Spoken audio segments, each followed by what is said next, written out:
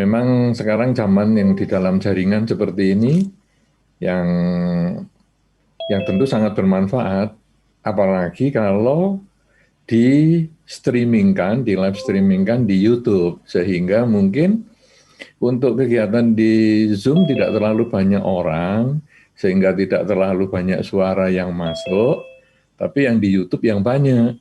Sehingga di Zoom ini mungkin hanya 10 orang mungkin, panitia dengan pembicara, narasumber, dengan moderator tentunya, sedangkan sisanya semua di YouTube. Ini sangat baik sehingga kita tidak terganggu dengan suara-suara yang masuk, karena kadang-kadang orang kan memang waktu join lupa mematikan mic dan sebagainya. Tapi bagaimanapun juga ini satu kemajuan yang baik sekali. Apalagi tema kita dalam kesempatan ini juga luar biasa, yaitu tentang perlukah kita percaya dengan takdir. Dan tadi Ibu Weni sudah menyampaikan bahwa di dalam masyarakat ada dua jenis pandangan atau dua macam pandangan. Yang pertama, takdir sudah tidak bisa diubah, ya sudah memang harus begitu saja. Tapi yang kedua, masih kita bisa perjuangkan, masih kita bisa ubah. Nah, ini tentu sekarang kita jadi bertanya-tanya, di dalam agama Buddha enaknya di bagian mana ya? Apakah yang tidak bisa diubah? Apakah yang bisa diubah? Kalau kita renung-renung di dalam ajaran Sang Buddha, takdir ini, atau kalau kita mau membahas secara lebih umum di dalam masyarakat, takdir ini apa sih sebetulnya? Kalau di dalam masyarakat adalah kejadian atau hal-hal yang sudah ditetapkan sebelumnya. Sehingga lebih cenderung pengertiannya adalah seperti yang Bu Weni sampaikan yang pertama tadi, yaitu sudah ditentukan, sudah tidak bisa diubah.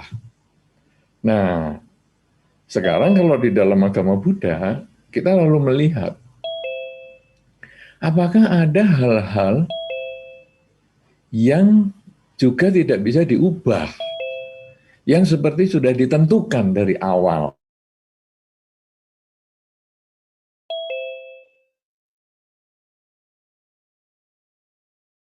Ya, nah memang ya ini resikonya dengan Zoom yang banyak ini resikonya begini. Kalau 10 orang saya kira nggak masalah ya. Oke lah terus. Jadi begini, kalau sekarang kita lalu cari di dalam agama Buddha apakah ada ya yang semacam itu. Jadi artinya ada hal yang sudah ditentukan dari awal, kemudian kita tidak bisa ubah lagi. Nah, kita lalu renung-renung dan ingat-ingat, ada nggak ya? Ada. Di dalam agama Buddha ada itu. Yaitu kita lahir dengan orang tua tertentu. Kita tidak bisa ubah itu. Jadi misalnya saya, orang tua saya si A dan si B ini, saya tidak bisa ubah. Ayah saya si A, ibu saya si B, kemudian kakak saya si D, dan seterusnya saya nggak bisa ubah. Kemudian kalau kita lalu renungkan apa ya yang nggak bisa diubah ini? Oh, ternyata ini adalah karma. Karma yang melahirkan, ini tidak bisa diubah. Ada yang lahir di keluarga yang sukses, ada yang lahir di keluarga yang kurang sukses, ada lahir orang yang terlahir pandai, ada yang terlahir tidak pandai. Ya, ini semua tidak bisa diubah, sehingga seolah-olah punya makna seperti takdir tadi. Nah, kemudian kalau kita lalu renungkan dalam perjalanan hidup ini, orang yang dilahirkan di keluarga A dengan bentuk badan yang seperti itu, dengan wajah yang seperti itu, dengan kepandaian, dengan kekurangannya, dengan semua kelebihannya, ini kalau terus berjalan dengan faktor waktu, ada beberapa hal yang meningkat. Nah, jadi ternyata mulai ada perubahan ini sekarang. Yang tadi kita jalani biasa-biasa dalam hidup ini, ternyata sekarang ada yang berubah. Misalnya, orang yang lahir di keluarga yang sukses. Dengan proses berjalannya waktu, ternyata anak ini dari bayi menjadi anak yang sangat pandai. Jadi dari awal umurnya belum terlalu cukup, beberapa bulan saja, dia sudah mulai bisa ngomong, mulai bisa berinteraksi dengan orang tua, dia bisa panggil papa, mama, kemudian dalam beberapa bulan kemudian sudah bisa jalan. Wow, ini hebat sekali. Mulai ada perubahan yang tadi dilahirkan seperti itu dari keluarga sukses, ternyata dia juga anak yang perkembangannya cepat dan pandai. Sebaliknya dari satu keluarga yang kurang sukses, setelah umurnya bertambah beberapa bulan, mau tengkurap saja nggak bisa bayinya ini. Lambat sekali. Respon dengan lingkungan lambat sekali. Tidak ada makanan juga. Lalu bagaimana kita bisa mendapatkan makanan, teman-teman?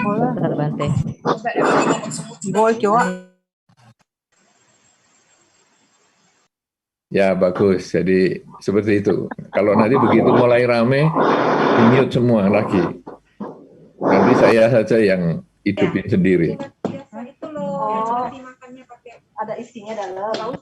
Ya, bisa maklum. Maklum Bante ya, banyak ibu-ibu nih. Maklum.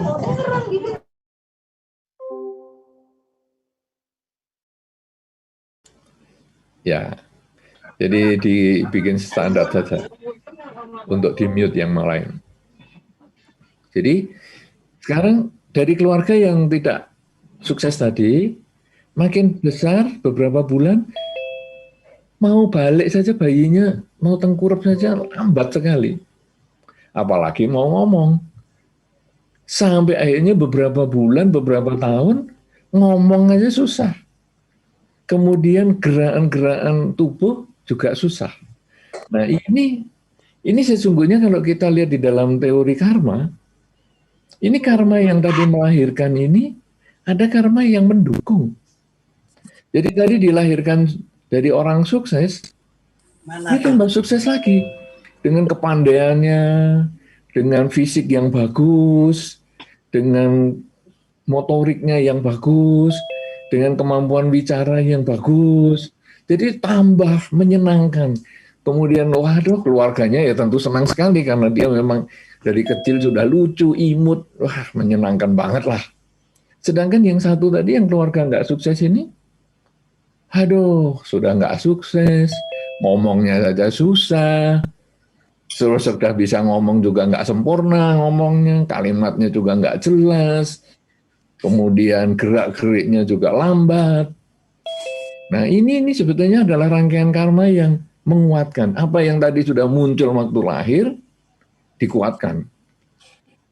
Kemudian berjalan lagi waktunya. Menjadi ya 5 tahun, 10 tahun, mulai mengenal Dharma, katakanlah begitu, ya ikut acara-acara, ya kemudian mengenal Dharma, acara-acara dalam jaringan seperti ini, kalau dalam suasana pandemi, tapi kalau tidak dalam suasana pandemi, mungkin dia ikut kegiatan di wihara, dan lain sebagainya, nah mulai dia belajar Dharma. Nah, yang orang sukses tadi, sudah sukses, kemudian pandai anaknya, kemudian pinter ngomongnya, wah, kemudian dia belajar Dharma juga. Tapi dia belajar Dharma dengan pandangan yang keliru. Karena Dharma ini kalau kita pelajari dengan baik, tetapi kita salah gunakan, dia juga bisa menjadi salah. Ibaratnya, Dharma ini diibaratkan kalau di dalam Dharma dikatakan seperti kita pegang ular. Kalau kita megang ular itu tepat, ular itu bisa ditundukkan. Tapi kalau ular itu tidak tepat kita megangnya, kita sendiri yang akan kegigit. Nah, orang yang pandai ini, dia menggunakan pengertian dharmanya dengan cara yang tidak tepat. Misalnya dia mengatakan gini, dia kepada teman-temannya, kamu mau bikin karma baik enggak? Ini di wihara ada kegiatan asada. Ayo, kita kumpulkan uang. Kita kumpulkan uang. Kita berdana ya ke wihara. Kemudian dia mengumpulkan. Wah, namanya orang pandai, namanya orang sukses, tentu teman-temannya percaya di sekolah itu. Kemudian dia ngepul uang, satu kelas dikumpulkan. Didanakan. Wihara terdekat. Tetapi dia mengatakan, ada ongkosnya loh dana ini. Jadi saya potong 20%. 80% saya danakan, 20% saya potong. Nah, dia menggalang dana dengan cara dhamma, yaitu ayo berbuat baik. Tetapi dia memanfaatkan kebajikan orang ini dengan mengingat kebutuhannya sendiri, jadi memotong 20% untuk kebutuhannya sendiri. Nanti lain kesempatan lagi kadang-kadang potongannya 50%. Nanti kadang-kadang lain kesempatan lagi malah tidak diserahkan sama sekali. Misalnya, ayo kita dana makan ke para biku di wihara, dana makan, kumpulkan. Oh aduh, malah makanannya diambil sendiri yang dia inginkan dan lain sebagainya. Nah, ini dia menyalahgunakan pengertian dhamma yang dia miliki. Sebaliknya, orang yang tadi terlahir yang tidak sukses, kemudian juga gerakannya jadi lambat, kemudian kemampuan bahasanya juga terlambat, wajahnya juga tidak terlalu menyenangkan, ya, kemudian juga tidak terlalu sehat. Dia juga ke wihara bersama-sama dengan yang sukses tadi. Dan dia juga mendengar dhamma dengan baik, dan dia juga mempraktekkan dhamma dengan baik. Dia juga mengumpulkan dana dari teman-temannya, walaupun dia kurang dipercaya, mungkin karena kamu orang tidak mampu saja, nanti kalau saya titipi uang besar, kamu bawa lari. Ya dia dititipi juga. Ayo kita dana untuk kegiatan asada, ayo dana. Dan dia diserahkan 100%, malah kadang-kadang kalau belum bulat, misalnya dananya di total semua jumlahnya 94.000 misalnya. Sudahlah, saya tambah 6.000 lagi. Saya dana supaya jadi 100.000 misalnya. Kemudian dia serahkan. Jadi dibulatkan sama dia, ditambah uangnya dia sendiri. Kemudian kadang-kadang dia dana makan. Ayo kita dana makan ke wihara. Teman-temannya juga mengumpulkan. Wah, ada yang dana ini, dana itu, dan lain sebagainya. Kemudian orang ini mengatakan, loh kok masih kurang ya? Ini rasanya kok belum ada minumannya. Oke lah, saya belikan minuman sekalian. Nah, jadi dia tadi sudah dana juga, sudah membeli nasi, tapi kok semua kok nasi semua, belum ada minuman, aku tambah, aku beli air mineral beberapa botol semampu saya, sudah saya bawa ke wihara untuk dana. Nah, jadi dua orang ini sama-sama lahirnya, umurnya kurang lebih sama, cuma nasibnya yang tidak sama, mungkin istilahnya tadi takdirnya tidak sama, lahir di keluarga yang tidak sama, dan dia kemudian dia mendapatkan pendidikan dharma di tempat yang sama, jadi teman. Kemudian dia punya pengertian yang sama, tetapi pelaksanaannya berbeda.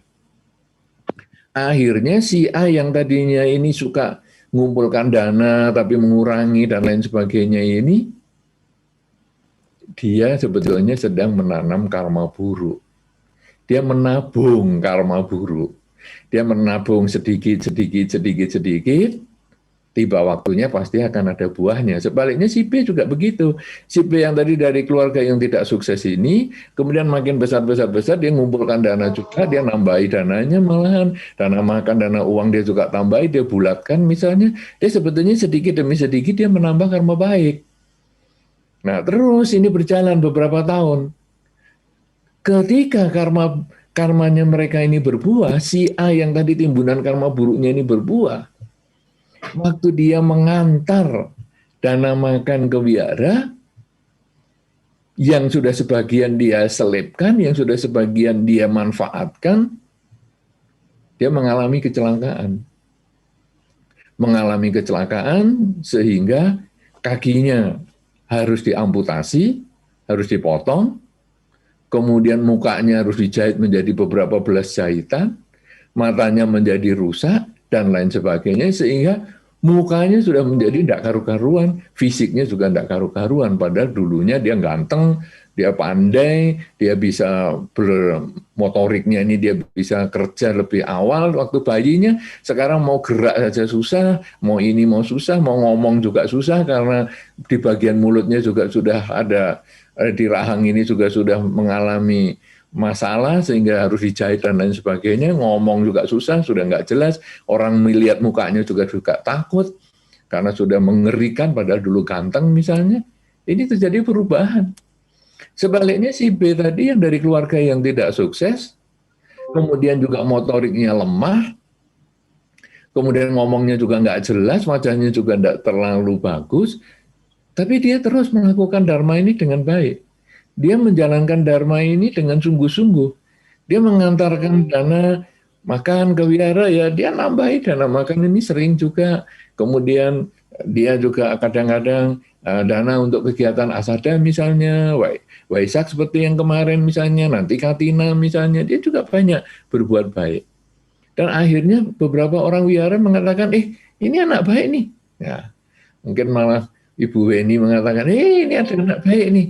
Bagaimana? Kamu kerja di toko saya atau gimana? Ya, atau kamu jadi karyawan saya misalnya. Nah, karena kan usaha Ibu Weni yang demikian berharga ini, kalau tidak ketemu orang jujur kan repot. Jadi, sini, kamu kerja sama saya. Nah, jadi yang dulunya tidak sukses, jadi dapat pekerjaan yang bagus. Kemudian juga gajinya bagus, dia bisa menghidupi orang tuanya dengan baik. Malah sedikit-sedikit dia mulai bisa nyicil rumah misalnya. Dan lain sebagainya, dan lain sebagainya. Dan akhirnya malah dia menjadi orang yang lebih maju daripada yang sebelumnya. Nah, jadi kalau kita lihat dari riwayat kedua orang ini, kita lalu lihat tadi yang ditakdirkan, takdir dalam tanda petik kalau sekarang kita lihat, yang ditakdirkan dari awal sebetulnya orang yang sukses, ditakdirkan dari awal orang yang tidak sukses karena keluarganya seperti itu, kita nggak bisa milih. Kemudian didorong lagi ada karma yang disebut karma pendukung, yang dulunya sukses jadi tambah bagus, fisiknya pandai orangnya, yang dulunya tidak sukses, fisiknya juga lemah, orangnya juga nggak pandai, tapi dia mempunyai upaya yang berbeda. Yang pandai ini menyalahgunakan kepandaiannya, menyalahgunakan dharma dalam cerita ini, ya. Tapi nanti dalam kenyataan itu bisa banyak hal yang disalahgunakan. Dalam kenyataan ini dia menyalahgunakan dharma. Jadi ketika dia mendapat titipan kepercayaan dari teman-teman, ini sekarang adalah pilihan dia. Dia mau melanjutkan titipannya ini secara 100% atau malah menambah, atau dia mengurangi, memotong 20% dan lain sebagainya. Ini pilihan. Tidak ada orang yang mempengaruhi, tetapi itu adalah keputusan pribadi. Si A memilih untuk mengurangi 20%. Nah, sudah. Dia berarti menyalahgunakan kepercayaannya dia, karena dia tidak mengatakan kepada teman-temannya, kecuali kalau dia sudah ngomong dengan teman-temannya, ini loh, aku kurangi ya 20% untuk ongkos. Enggak. Dia menggelapkan kepercayaan teman-teman ini. Dia menanam karma buruk. Ini keputusan pribadi. Ini mengubah jalan hidup dia. Sebaliknya si B tadi, malah dia kepercayaan teman-teman ditambah sama dia. Dia hanya dipercaya 94.000, tambah 6.000 supaya jadi 100.000. Dia dipercaya hanya nasi bungkus, dia tambah dengan air mineral. Sehingga ini dia menanam karma baik. Ini keputusan pribadi juga. Dia tidak nambah 6.000 ya tidak salah. Cuman dia hilang kesempatan berbuat baik. Dia tidak nambah air mineral juga tidak salah. tapi dia hilang kesempatan berbuat baik. Tapi dia melakukan itu, sehingga dia menambah kebajikan. Nah, di dalam hukum dharma, di dalam karma, ini adalah karma yang memotong. Yang baik tadi dipotong, yang baik tadi si A dipotong dengan perilakunya yang tidak baik. Si B yang tidak baik dipotong dengan perilakunya yang baik. Itu yang mengubah karma. Dan hasilnya apa? Hasilnya si A yang tadi memotong kelakuannya yang dulunya karma baiknya ini, dia potong dengan kelakuannya, maka akhirnya kecelakaan dan dia cacat dan menjadi orang yang dijauhi teman-temannya. Sebaliknya si B yang dulunya itu memang dijauhi teman-temannya karena keterbatasannya, tapi karena karma baik yang dia miliki, memotong itu semua, dan akhirnya dia malah menjadi orang yang lebih baik dari kehidupan yang di masa kecilnya, sehingga dia bisa merawat orang tuanya, dia punya pekerjaan yang tetap, dan lain sebagainya.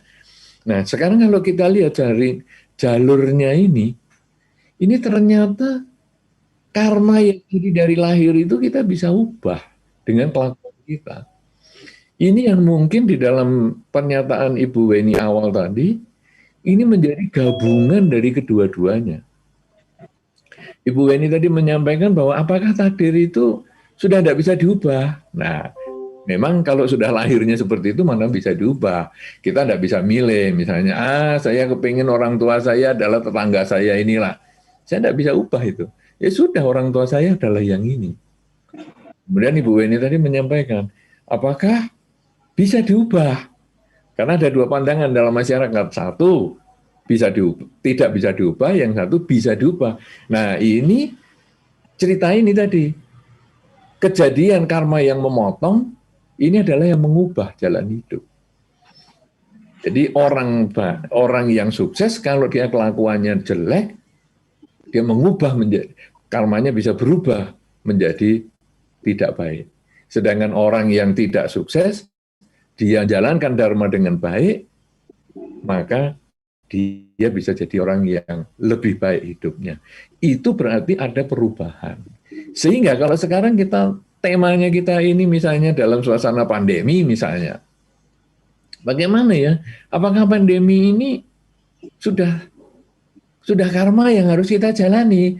Oh, ya kita menggunakan istilah karma saja ya, karena mungkin ini lebih cocok daripada kata takdir. Mungkin nanti ada beberapa orang soalnya di dalam masyarakat kata takdir itu punya konsep yang berbeda-beda, tidak sesederhana yang kita pikirkan. Jadi supaya kita tidak salah pengertian dengan masyarakat, nanti berbenturan dengan masyarakat, kita kemudian punya konsep membahas sebagai karma saja. Jadi apakah sekarang pandemi ini karma kita? Ya, sebetulnya ini termasuk karma kelompok kita. Di dalam dharma, karma itu memang jalannya sendiri, satu-satu. Masing-masing kita punya karmanya sendiri. Tapi ketika kita berkumpul dengan orang lain, maka terjadilah karma bersama di titik itu. Jadi misalnya, saya lahir di dunia ini adalah bawa karma saya sendiri. Tetapi ketika saya terlahir di keluarga saya, nah ini ada orang tua itu juga punya karmanya masing-masing.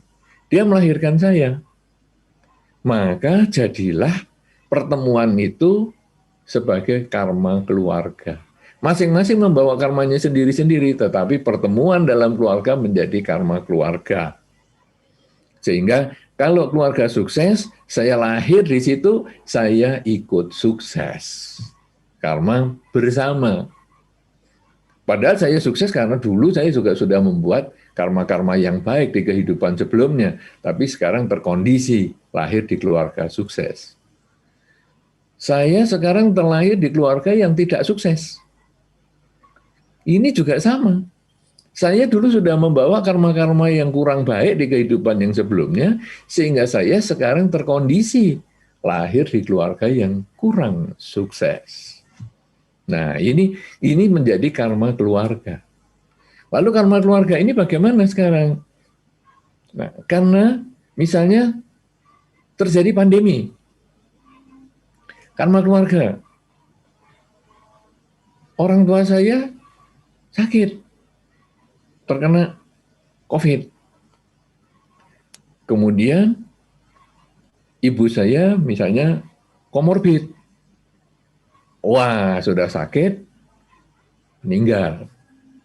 Ayah tidak ada komorbidnya, tidak ada sakit bawaan yang lain, sembuh. Nah, ini sudah karmanya jalan sendiri-sendiri. Saya juga kena, tapi tidak ngapa-ngapa. Malah saya tidak merasa. Baru ketika dicek, loh, ternyata saya punya imun. Nah, jadi ini karmanya sudah beda-beda lagi. Jadi ini adalah karma keluarga, tapi tetap jalannya sendiri-sendiri. Kemudian keluarga A, ya keluarga ini, keluarga saya misalnya keluarga A ini, kumpul dengan keluarga B, keluarga C, keluarga D. Jadilah kelompok masyarakat. Ini ada karma kelompok lagi. Sehingga nanti, di daerah kita sekarang zona merah loh, yaitu kena pandemi ini, keluarga kita kena, tetangga kena, depan rumah kena, waduh satu lingkungan kena semua. Bisa terjadi seperti itu.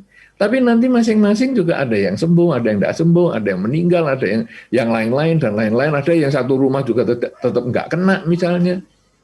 Ini jalannya karma sendiri-sendiri. Kemudian masyarakat ini gabung dengan masyarakat yang lain. Jadilah satu negara.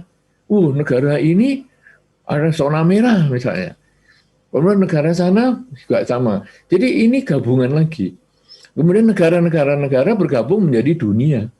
Nah, sehingga sekarang tiap hari kita sering melihat corona di negara A yang terkena sekian, yang sembuh sekian, yang meninggal sekian. Negara B yang kena sekian, sembuh sekian. Ini sebetulnya adalah karma bersama lagi, karma dunia ini. Jadi kita sebetulnya, apakah karma kita bersama? Iya. Tetapi ketika kita terkena, atau ketika kelompok kita terkena, masing-masing jalannya berbeda. Apalagi misalnya si A, si B, si C kan meninggal karena pandemi ini, karena COVID. Apakah karmanya sama? Di titik dia meninggal, sama. Meninggal karena COVID, sama. Tapi setelah meninggal dia lahir di mana? Tidak sama. Karena kembali dia membawa karmanya masing-masing. Ada orang yang memang karma baik di dalam kehidupannya cukup banyak, maka di titik dia meninggal karena karma yang sama, dia lahir di alam bahagia. Sedangkan ketika karma buruknya banyak semasa hidupnya, di titik yang sama dia meninggal karena COVID, dia lahir di alam menderita. Jadi dia hanya ketemu di satu titik, masing-masing punya karmanya sendiri-sendiri. Sehingga ini memang, apakah ini karma bersama? Betul.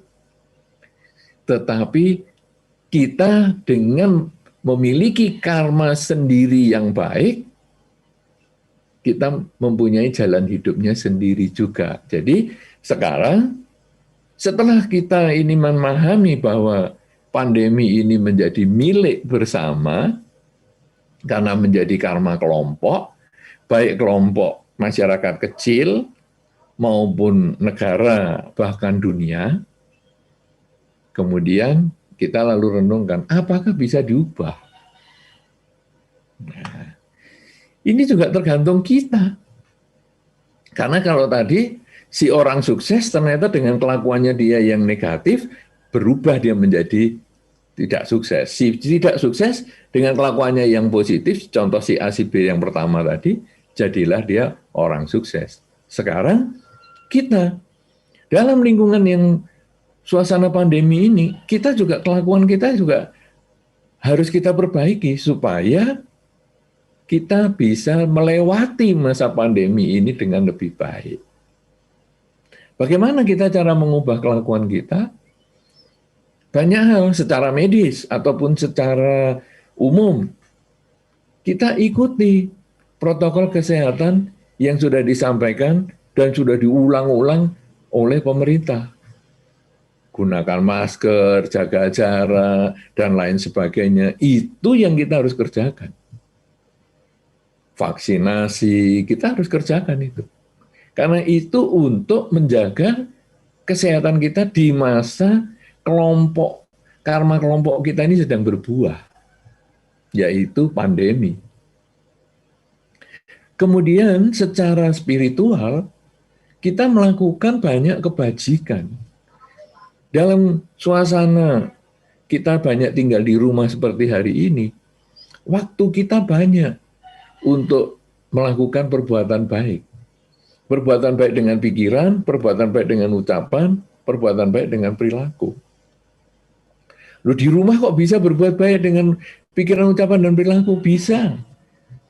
Berbicaralah yang baik dengan keluarga Anda. Jangan biasa marah-marah, jangan biasa maki-maki. Berlakulah yang baik dengan lingkungan. Kalau sekarang misalnya Anda punya makanan, berbagilah dengan tetangga Anda. Ya apalagi kalau Anda lihat ada tetangga yang sedang isolasi mandiri misalnya, isoman. Kita kirimi makanan dia. Itu bisa kita lakukan kebaikan seperti itu. Kemudian pikiran bisa. Kita isi pikiran dengan kalimat positif, misalnya semoga semua makhluk bahagia, mengulang-ulang di dalam batin, semoga semua makhluk bahagia, semoga semua makhluk bahagia. Ketika kita kadang jengkel, aduh aku nggak bisa keluar nih hari ini, di sana dicegatin, di sini dicegatin, aduh aku juga khawatir kalau aku sakit, kalau aku ke sana ke sini. Udah aku mengisi dengan pikiran positif aja. Semoga semua makhluk bahagia, semoga semua makhluk bahagia. Bisa dilakukan. Nah, sehingga dengan kita menjalankan protokol kesehatan, kemudian dengan kita menambah kebaikan lewat pikiran, ucapan, dan perilaku kita, untuk waktu yang lama selama masa-masa pembatasan karena pandemi ini, kita sebetulnya punya kesempatan menambah karma baik, mengubah jalan hidup kita. Sehingga nanti ketika pandemi ini selesai, kita punya kesempatan bangkit lebih baik. Kenapa? Karena dukungan karma baik kita. Karena inilah yang bisa mengubah hidup kita. Jadi kalau sekarang pandangan tadi tentang karma itu apakah bisa diubah, kan kita tadi sudah sepakat, takdirnya kita ganti menjadi istilah karma supaya lebih jelas dalam pembicaraan kita. Apakah ini kemudian bisa diubah? Bisa. Apakah ada hal yang tidak bisa diubah? Ada. Nah sekarang bagaimana kita mengubah? Dengan melakukan kebajikan. Kebajikan lewat pikiran, kebajikan lewat ucapan, dan kebajikan lewat perbuatan. Dengan banyak hal. Kebajikan itu sebetulnya kita sudah banyak yang tahu. Cuman kadang kita tidak mau melaksanakan. Misalnya, cara yang sederhana saja kalau di dalam Dharma adalah kerelaan, kemoralan, dan konsentrasi. Sudah. Apa saja yang Anda mau lakukan ada hubungannya dengan kerelaan, kemoralan, dan konsentrasi. Kerelaan, dalam suasana seperti ini, kita ikut kegiatan dalam jaringan, puja bakti dalam jaringan, banyak sekali puja bakti. Kalau Anda mau lihat secara live streaming, puja bakti, nanti pagi ada, siang ada, sore ada, malam ada, Anda ikut di situ. Kemudian Anda duduk dengan baik, Anda ikuti ada namaskara, kemudian Anda membaca parita dan sebagainya. Itu sudah bagian dari kerelaan. Apalagi kemudian di situ ada QR code-nya. Bagi Anda yang mau berdana untuk kegiatan ini, silakan scan QR code ini. Kemudian Anda scan. Kemudian Anda berdana. Semampu Anda, tidak perlu dipaksa. Semampunya. Sudah. Nanti masuk, itu sudah kerelaan. Dan itu setiap saat bisa dilakukan. Anda duduk di rumah, tidak kemana-mana, karena masa pandemi, tetapi Anda sudah berbuat baik dengan mengembangkan kerelaan. Kemudian kemoralan. Anda juga bisa di rumah, Anda menjalankan mau Pancasila Buddhis, mau 8 sila, bisa, atas sila, aku mau 8 sila, atau aku mau vegetarian lah. Bisa Anda jalani itu. Jadi di rumah pun Anda bisa berbuat baik. Di masa pandemi pun bisa. Kemudian selain kerelaan, kemoralan, konsentrasi. Anda selalu sadar saat ini saya sedang apa? Saya sedang duduk. Saat ini sedang apa? Sedang jalan. Saat ini saya sedang apa? Sedang berdiri, sedang membaca, sedang ini, sedang itu. Kemudian saat ini saya sedang apa? Menarik nafas. Saat ini saya sedang apa? Mengeluarkan nafas, masuk, keluar, dan seterusnya. Kita amati itu, kita sadari semuanya. Ini juga sudah perbuatan baik. Di rumah lagi. Dan ini kesempatannya besar lagi. Kalau dulu alasannya, aduh aku sibuk, aku kerja, harus ke toko, ke kantor. Sekarang enggak. Di rumah pun kita bisa. Nah, dengan mengisi kerelaan, kemoralan, dan konsentrasi setiap saat, maka akhirnya hidup kita ini di masa-masa pandemi ini diisi dengan kebajikan. Dan inilah yang mengubah jalan hidup. Sehingga akhirnya kadang kita dihubungi teman, kamu bisa nggak nyediakan ini? Apa ini? Oh, barang ini. Oh, bisa. Saya hubungkan teman saya dulu ya. Ya, kita hubungkan teman dulu. Ada orang butuh ini. Kirim barang ya. Ya. Kemudian kita dapat sekian persen. Dikasih mereka secara sukarela. Oh, terima kasih ya. Kamu sudah mencarikan barang yang sulit ini. Makasih. Kasih kamu 10%. Jadi akhirnya kita ya punya penghasilan walaupun di rumah. Dan itu hal yang tidak terduga karena itu buah karma baik yang kita miliki. Oleh karena itu, janganlah pandemi ini menjadi satu ketakutan yang luar biasa. Kalau di dalam Dharma, marilah kita semua memanfaatkan saat ini yang kita miliki. Saat ini ketika kita tidak sakit, isilah kebajikan semaksimal mungkin, kerelaan, kemoralan, dan konsentrasi. Tetapi kalaupun kita sakit, tidak terlambat juga kita tetap mengisi dengan kerelaan, kemoralan, dan konsentrasi. Ketika kita sedang dalam masa isolasi misalnya, marilah tetap mengisi pikiran kita dengan pikiran yang positif. Berbicaralah bicara yang positif dan berperilakulah yang positif. Kemudian kalau seandainya ada keluarga kita pun sudah tidak bersama-sama dengan kita lagi karena meninggal, marilah kita juga mendoakan dia supaya semoga dengan kebajikan yang dia lakukan semasa hidupnya, mendiang juga berbahagia di alam kelahiran yang sekarang. Jadi, gunakanlah setiap saat ini sebaik-baiknya. Gunakanlah setiap saat diisi dengan kebajikan. Karena itulah yang akan mengubah jalan hidup kita. Kita sudah lahir di keluarga tertentu, sudah tidak bisa diubah. Kita lahir dengan bentuk badan seperti ini, sudah sulit diubah. Walaupun mungkin ada yang dioperasi sana, operasi sini, tapi cenderung sudah sulit diubah. Yang kita bisa ubah adalah kelakuan kita. Kita berubah untuk berlaku lebih banyak melakukan kebajikan dengan pikiran, ucapan, dan perbuatan kita. Karena itulah yang akan mengkondisikan hidup kita berbahagia di masa pandemi maupun setelah masa pandemi. Sehingga kalau kita lahir dari keluarga sukses, dengan dukungan fisik yang baik, kemudian kita bertekad untuk melakukan banyak kebajikan, maka karma kita yang berikutnya adalah mendukung lagi kesuksesan yang tadi kita sudah dari lahir kita bawa, tambah sukses lagi. Sedangkan kalau kita dari lahir yang kurang sukses, dengan mungkin penampilan yang juga kurang sempurna, tapi kita memperbaiki perilaku kita, maka hasilnya ada perubahan dalam hidup kita. Kalau sekarang di masa pandemi pun, marilah kita isi kebaikan agar mengubah jalan hidup kita menjadi lebih baik. Nah, inilah yang mungkin bisa saya sampaikan sebagai satu pembuka untuk diskusi kita. Mudah-mudahan bisa menjawab apa yang tadi disampaikan oleh Ibu Weni, bahwa apakah kita ditakdirkan mengalami pandemi ini? Apakah kita memiliki karma bersama dengan pandemi ini? Ya. Apakah kemudian pandemi ini bagaimana menyelesaikannya ada di tangan kita, takdir itu ada di tangan kita, ya itu juga benar. Kedua-duanya benar, tinggal prosesnya sekarang kita yang harus mengubah jalan hidup kita sendiri dengan kebajikan yang kita miliki, yang kita lakukan. Demikian yang saya sampaikan, sekali lagi saya ucapkan selamat Asada 2565 kepada Anda semua, semoga dengan kekuatan keyakinan Anda pada ajaran Sang Buddha, Anda memperoleh kebahagiaan di dalam melaksanakan Dharma di kehidupan sehari-hari. Terima kasih, saya kembalikan kepada Ibu Weni. Silakan Ibu.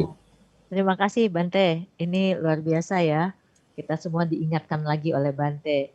Bante, sebelum saya melempar kepada teman-teman untuk bertanya ya, saya ingin bertanya dulu, apakah takdir dengan nasib ini sama? Ya, tadi sebetulnya saya sudah sampaikan bahwa kalau tadi nasib dengan takdir ya, kalau sekarang ya. Iya. Ini ada beberapa orang kalau menurut kamu sebetulnya ya tidak sama, karena kalau takdir itu sepertinya sudah ditentukan dari si pembuat. Iya, betul. Si pembuat alam semesta ini. Kalau nasib itu seolah-olah dari diri kita begitu. Tapi ini kita di dalam kehidupan kita sebagai seorang umat Buddha, kita biasanya tidak menggunakan kedua kata ini. Karena nanti bisa keliru. Kita lebih menggunakan kata karma. Oke. Ya, karena karena yang di luar itu nasib dan takdir ini disikapi dengan lebih bersikap ada spiritualnya.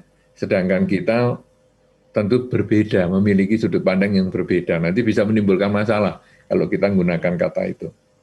Iya Bante, terima kasih Bante. Sama-sama. Nah, bagi Bapak Ibu saudara-saudari sekalian yang saya cintai ya, kita sendiri sudah mendengar apa yang dijelaskan oleh Bante. Sekarang boleh ada yang mau raise hand atau membuat pertanyaan di kolom chat. Tapi sebelumnya ada beberapa pertanyaan yang sudah dikumpulkan oleh panitia. Saya bacakan dulu ya Bante. Silakan. Ini dari Beatrix Cendana ya. Namo Buddhaya Bante, saya ingin bertanya, apakah jika sudah tidak menemukan jalan keluar atau solusi, ini berarti kita harus berserah pada takdir atau kita memang harus terima karma kita alias pasrah? Misalkan jika kita sudah berusaha sungguh-sungguh, tapi tidak pernah menemukan titik terangnya. Ya, jadi kita jawab satu-satu ya Ibu. Iya, walaupun ini munculnya pertanyaan ada 5, kita satu-satu dulu. Jadi kita kadang-kadang merasa, waduh, saya ini sudah usaha keras, tapi rasanya kok belum berhasil. Di dalam Dharma sebetulnya ada 2 faktor yang penting yang perlu kita miliki ataupun kita kerjakan. Yang pertama tentu usaha yang keras, seperti yang Saudara Beatrix sampaikan ini. Tapi yang kedua adalah kita menambah kebajikan. Jadi satu keberhasilan itu dilakukan dengan 2 hal. Kerja keras dan kebajikan. Kebajikan ini membuka kesempatan usaha keras kita itu memperoleh hasil. Satu contoh di dalam masyarakat. Ada orang kerjanya keras tapi kok nggak sukses. Nah ini sebetulnya karena dia kurang kebajikan, kalau di dalam Dharma seperti itu. Sebaliknya ada orang sembahyangnya tekun, kebajikannya banyak, tapi kok hidupnya nggak sukses. Karena dia kurang usaha. Jadi perlu dua-duanya. Kemudian kalau tadi dalam pertanyaan mengatakan, wah ini saya sudah usaha tapi tidak menemukan jalan keluar atau solusi. Kadang-kadang waktu itu juga salah satu solusi. Ibaratnya begini, ada orang hamil baru 4 bulan. Aku bosen ya hamil ini. Bagaimana ya saya mau usaha keras supaya lahir segera. Ya nggak bisa. Jadi, waduh, aku sudah usaha ini supaya lahir. Walaupun 4 bulan saya mau lahir. Saya sudah kepingin pergi-pergi nih. Jadi kalau saya hamil kan terganggu. Ayo lahir. Belum waktunya. Walaupun Anda usaha keras. Walaupun karmanya sudah Anda tambah, usaha kebajikannya sudah Anda tambah, tapi tetap ini umurnya belum jatuh tempo.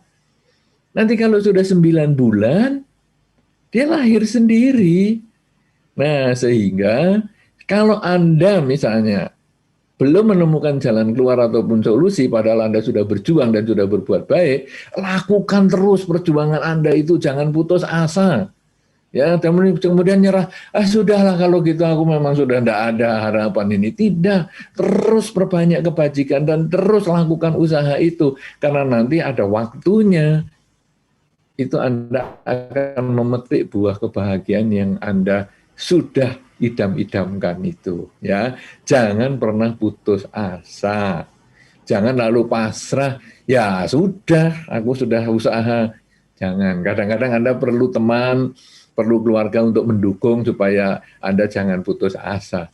Ya, satu pohon kalau berdiri sendirian kena angin, yang kuat kadang-kadang dia gampang patah. Tapi kemudian kalau satu pohon yang berdiri sendiri ini kemudian ada pohon-pohon yang lain yang di sampingnya, itu akan mengurangi anginnya. Demikian pula dalam kehidupan. Kalau Anda merasa kemudian kok nggak ada jalan keluar, cobalah Anda berteman dengan lingkungan Anda, menambah teman, berhubungan dengan teman Anda, berkomunikasi. Kadang-kadang inilah manfaatnya berteman, dia akan saling mendukung sehingga memberikan semangat kepada Anda untuk terus berjuang dan memperjuangkan hal yang sedang Anda usahakan tadi. Ya, jangan putus asa. Oke, terima kasih Bante. Memang mungkin di sini waktu yang harus sabar ya Bante. Yeah. Karena biasanya sudah berusaha sungguh-sungguh, seolah-olah sudah bekerja keras, tapi waktunya tuh maunya instan, tidak mau berproses seperti itu. Jadi perlu waktu dan menunggu ya dengan sabar. Oke, siapa tahu ada yang resen ya, kita boleh berikan kepada yang resen. Panitia boleh membuka video yang resen supaya lebih interaktif ya. Kapan lagi bisa bertanya kepada Bante Utamo, silakan. Ada yang resen bisa dipanggil? Boleh bantu panitia?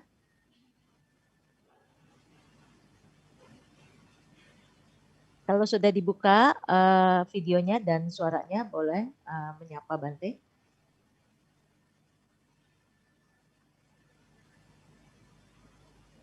Namo Buddhaya, Bante. Ya. Oh ya, Namo Buddhaya mana nih orangnya? Nah, saya Bante, dengan Jack dari Jakarta, Bante. Oke, sebentar, panitia biar munculkan wajah ganteng Anda dulu ya. Nanti tunggu sabar. Saya juga biar tahu yang tanya. Iya. Silakan panitia. Bentar, proses. Oke. Ini Pak Jack Pangestu ya? Betul, Bu Weni dari Jakarta. Iya, silakan. Silakan Pak. Saya mau nanya Bante, yang tadi Bante ada bilang mengenai konsentrasi, menyadari apa yang sedang dilakukan. Itu hubungannya dengan karma itu apa ya Bante? Mohon penjelasannya, Anumodana. Ya, menyadari segala sesuatu yang sedang kita lakukan, sedang kita pikirkan, sebetulnya kita itu mengendalikan ketamaan, mengendalikan kebencian.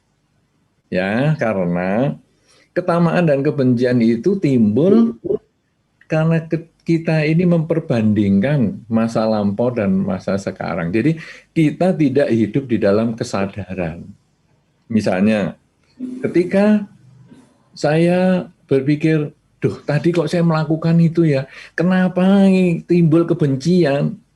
Sebetulnya saya membenci masa lalu saya. Saya tidak menyadari bahwa hidup ini adalah satu perubahan. Sehingga kebencian timbul. Kalau itu nanti masuk dalam karma, kita sedang menanam karma. Karena orang itu memang menjengkelkan gini. Nah, kita menanam karma buruk. Kemudian kalau sekarang kita misalnya takut kehilangan, ini ada ketamaan juga. Jadi, aduh nanti ini gimana ya, sudah banyak orang yang sakit. Nanti orang tuaku kalau kena gimana ya? Aduh ini orang tuaku malah sekarang sakit. Aduh ini nanti kalau dia meninggal bagaimana? Jadi kita mengisi pikiran kita ini dengan hal-hal yang menakutkan. Sedang memetik, kita mengkondisikan, memetik karma buruk kita sendiri. Nah, kalau sekarang kita sadar, saat ini saya sedang apa? Saya sedang duduk orang tua saya sakit. Oke, saya sekarang pancarkan pikiran cinta kasih kepada orang tua saya. Nah, saya malah menanam karma baik ini. Sehingga semoga ayah saya bahagia, semoga ya saya bahagia, semoga orang tua saya sehat selalu dan sebagainya. Kita menanam kebajikan. Jadi kesadaran setiap saat itu sebetulnya untuk menghindarkan kita punya pikiran-pikiran yang berisi ketamaan, kebencian maupun kegelapan batin. Karena kalau pikiran, ketamaan, kebencian, kegelapan batin ini cenderung berpotensi untuk kita menambah karma-karma kita juga. Gitu ya, Pak Jack. Terima kasih, Sekarang Bante. sudah muncul. Anda ikut Terima kasih, Uposatha Bante. juga ternyata dengan saya ya. Nah, ya begitu. Terima kasih, Ya. Bante dan Pak. Sama-sama. Kayaknya kemarin juga ikut nih Pak Jack ini semalam. Ya, ada ikut sekali, Bante. Baru mulai 2 kali mengikuti Bante. Ya, tadi malam Sebelumnya ikut dari ya. YouTube. Oh ya, ya. Baik, silahkan. Terima kasih Pak Jack. Terima kasih Pak Jack. Terima kasih, Yuk. Bu Eni. Terima kasih. Sekarang saya berikan juga kepada Ibu Violi Chandra ya, yang resen nih. Boleh dibuka suaranya, Bu? Ya. Namo Buddhaya Bante. No, Namo Buddhaya. Ibu Violi yang lama sekali saya tidak ketemu.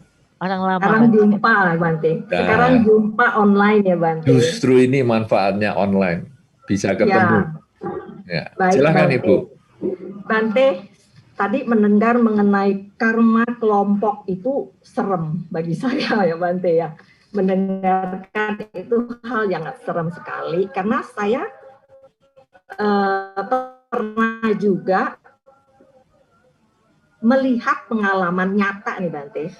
Jadi ada satu orang yang mengambil uang secara kecil-kecil, dikumpulin kecil-kecil. Nah, ketika si pemilik uang ini mau mengambil uang tersebut, ternyata itu uang sudah tidak ada.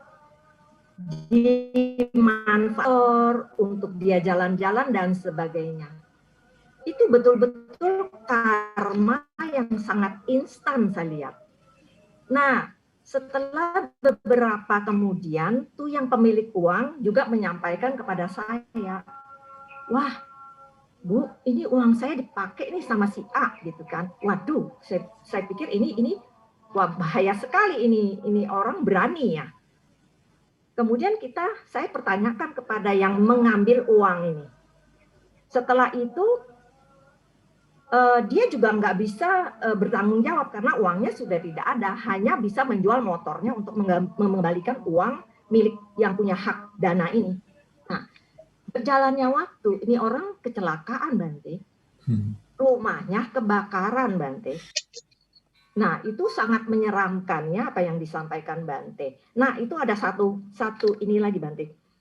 Saya ditanya sama beberapa umat lah mengatakan, Bu, kalau mengumpulkan dana itu dikekep nggak gitu kan? Lah kaget saya Bante. Saya kaget dengan perkataan begitu kan. Wah, setelah mendengar Bante menyampaikan karma kelompok, ini sangat mengerikan Bante. Dengan keputusan seseorang dalam satu kelompok kegiatan, tapi disetujui oleh bersama, maka karma itu menjadi karma kelompok. Serem sekali Bante.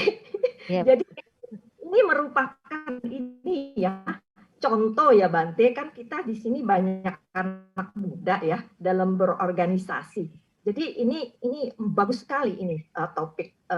Saya nggak mengatakan ini apa namanya tuh takdir, tapi karma itu lebih tepat banget Bante.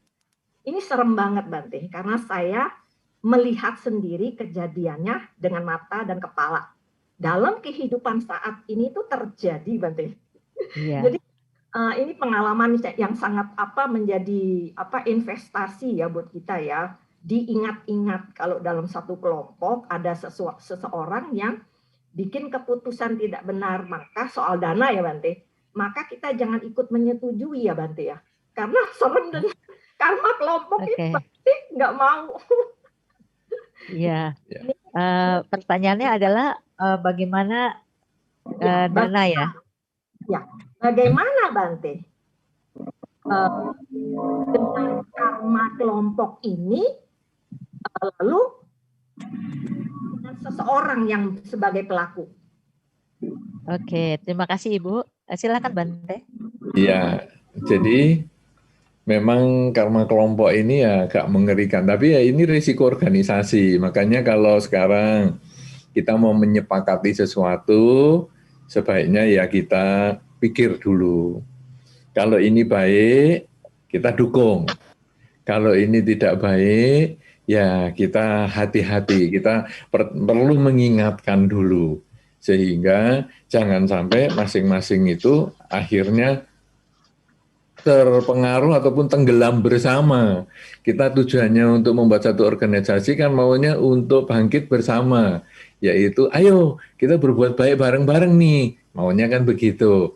Tapi kok sekarang loh, ini kok malah jadi kita bisa tenggelam bareng ini. Nah, kita mengingatkan. Kan kita kalau bisa mengingatkan langsung bagus. Tidak bisa mengingatkan secara langsung ya kita lewat orang-orang yang mungkin berpengaruh dalam organisasi. Karena dalam organisasi kan ada pimpinan, ada dewan-dewan penasehat dan lain sebagainya, ya kita juga sampaikan kepada mereka sehingga tujuan kita untuk jadi baik itu bisa terwujud sempurna begitu ya. Jadi sangat bagus Ibu Violi, memang itu pengalaman yang nanti khususnya untuk para mahasiswa juga yang masih di masa depan akan ada organisasi yang melibatkan banyak hal ya, bukan hanya tentang materi saja, tapi banyak hal. Marilah kita jalani sesuai dengan Dharma untuk menambah kebajikan dan mengurangi kejahatan agar hidup di dalam organisasinya itu adalah kesempatan kita untuk melakukan kebajikan, bukan malah menambah hal yang buruk. Saya kira demikian Ibu Violi. Terima kasih. Ya, Salam buat kasih. anaknya yang luar biasa itu siapa itu si yang dulu pernah komunikasi, pernah satu frame, satu panggung dengan saya tuh, anak muda. Arya Bante. Arya, oke, salam nanti untuk beliau ya. Oke, terima kasih Bu Violi. Ya. Oke, kita lanjut lagi ya dengan ini permintaan yang resen banyak sekali Bante. Jadi sepertinya kita yang resen dulu ya, lebih interaktif ya. Saya panggil Pak Irwan. Pak Irwan boleh buka? Oke, terima kasih Pak. Lanjut. Selamat siang. Boleh langsung bertanya. Selamat siang, Namo Buddhaya. Budaya. Ya, saya terus terang aja pengagum dari Bante juga nih. Nah ini kesempatan pertama saya bertanya Bante secara langsung. Nah berdasarkan paparan Bante tadi kan saya dengar mungkin kalau salah tanggapan saya mohon diperbaiki bahwa karma itu sebenarnya bisa dirubah, tapi yang bentuknya tidak fisik. Kalau fisik nggak bisa dirubah gitu Bante kan. Kemudian juga untuk karma itu kapan berbuahnya? Kalau tercapai, kalau ada apa? Kebajikan, usaha dan buah karma itu sudah masak. Itulah yang bisa dicapai berdasarkan tadi keterangan Bante. Ya. Nah mungkin Bante ingin yang saya tanyakan pertama yaitu apa sih Bante yang mendapat karma buruk ya yang dilakukan oleh orang itu yang terlahir cacat Bante? Ada yang kakinya buntung, tangan dibuntung, ya kan? Atau juga banyak sekali kita lihat kan idiot seperti itu Bante, ya kan? Nah itu pertanyaannya. Pertanyaan yang kedua, Bante, yaitu apakah saat ini ya orang yang berumah tangga itu Bante bisa mencapai kesucian setapana? Dan juga apakah orang yang nggak percaya dengan Tiratna bisa mencapai tingkat sucian? Nah itu Bante walaupun sedikit menyimpang pertanyaannya. Mohon penjelasan Bante. Terima kasih. Terima kasih Pak Irwan. Luar biasa ini, senior. Ini luar biasa ya. Saya tadi menyampaikan bahwa secara fisik memang kadang kita sulit mengubah, walaupun bisa, dikit-dikit lah. Jadi misalnya hidung saya kok kurang mancung ya, saya tambahi. Kadang-kadang bisa itu. Mata saya kurang lebar, saya operasi bagaimana ini bisa lebar. Bahkan pria bisa jadi wanita, wanita bisa jadi pria. Itu bisa. Cuman memang perubahan secara fisik ini tidak bisa drastis banget. Kecuali tadi mengalami sampai kecelakaan dan sebagainya. Yang tidak bisa diubah adalah sebetulnya kita anaknya si A atau si B itu. Itu betul-betul nggak bisa diubah. Jadi sekarang saya anaknya si A. Terus karena si A membuang saya, sekarang saya diambil oleh si B, saya jadi anaknya si B. Secara hukum, saya anaknya si B. Tapi secara biologis, saya tetap anaknya si A. Saya tidak bisa mengubah genetik saya berubah menjadi anaknya si B, nggak bisa. Itu. Tapi kalau pria jadi wanita, kadang masih bisa. Ya, jadi memang ada beberapa hal yang kita bisa ubah, tapi tidak semua. Kalau sekarang pertanyaan yang kedua, tadi itu kan pertanyaannya Pak Irwan yang pertama itu tadi ya. Kalau yang pertanyaan yang kedua sekarang adalah karma apa ya yang menimbulkan orang-orang jadi punya kekurangan-kekurangan seperti itu? Karma itu kan sebetulnya sesuai dengan benih yang ditanam, demikian pula buah yang dituai. Kalau kita lihat di dalam Dharma, orang yang lahir bijaksana itu kenapa? Karena di dalam kehidupan sebelumnya dia banyak mendorong orang untuk berbuat kebajikan. Dia menjadi inisiator. Ayo, berbuat baik. Ini kita dalam masa asada, ayo kita bikin kebajikan begini. Ayo ini di dalam masa biku berwasa, ayo kita berbuat kebajikan gini. Ayo ini masa katina, ayo berbuat baik. Yang sering menginisiasi kebajikan seperti itu, nanti bisa lahir jadi orang bijaksana. Nah, jadi kemudian kalau orang yang sering menyiksa binatang, dia akan bisa terlahir di alam yang, ataupun dia bisa lahir menjadi orang yang tidak sempurna badannya. Sehingga kalau tadi yang ditanyakan oleh Pak Irwan, sekarang sudah bisa terjawab kan? Apa yang ditanam itulah yang dipanen. Orang yang terlahir tidak sempurna karena dulu dia banyak menyiksa makhluk. Orang yang terlahir ganteng, cantik, karena dia banyak bersabar di dalam kehidupan yang sebelumnya. Orang yang terlahir kaya karena dia banyak berdana di dalam kehidupan sebelumnya. Begitu, Pak Irwan. Apakah sudah bisa menjawab apa yang ditanyakan? Dua pertanyaan tadi? Bisa, Bante, bisa terjawab gitu. Gitu ya. Ya, baik. Yang lain yang belum. Ya, terima kasih Pak Irwan. Wah, senang kasih, bertemu dengan Anda. Oke, Bante masih ada satu yang raise hand ya. Setelah ini kita akan memberikan kepada yang di chat. Lalu setelah itu yang raise hand lagi. Kita berikan kepada Pak Sumani. Pak Sumani. Silakan Pak Sumani untuk membuka video dan suaranya ya. Silakan dibuka suaranya. Wah, ini Romo nih, Romo Sumani. Ya, ya. Cuman Romo ini nampaknya di makhluk tak tampak nih, hitam semua. Suaranya Romo. Romo yang sangat saya kenal. Dari beliau masih muda, masih kuliah. Oke. Di Buddha Meta ini. Romo Sumani sudah bisa? Kalau oke, bisa ya. Oke, terima kasih. Bandangi Bante. Selamat ketemu Romo, sehat-sehat Romo. Itu ada di pipi ada sakitnya atau gimana Romo? Di bawah mata itu ada sakit atau bayangan? Oh ya, itu baru kemarin. Ada daging tumbuh Bante. Iya. Oke. Baru operasi Bante. Itu kan dulu waktu muda sudah ada Romo. Waktu muda sudah ada itu. Dulu ada di sebelah sini Bante. Ya hilang sendiri. Tapi yang ini tumbuh baru 3 bulan dia. Bante. Baik, silakan Romo dan Ramani itu saya lihat di belakang. Ya. Ibu, selamat ketemu juga Ibu. Ini Bante ya. Ya, selamat ketemu udah berapa bulan ya. Waktu di Damaratan terakhir ya. Ya, semoga selalu sehat ya Romo. Silakan tanya ini Romo. Bante ya, saya tanya yaitu kampanye Karmpulu. Seperti yang sebentar, nampaknya sinyalnya kurang bagus. Suaranya gedean ya, Bante. Suaranya putus-putus. Iya. Seperti yang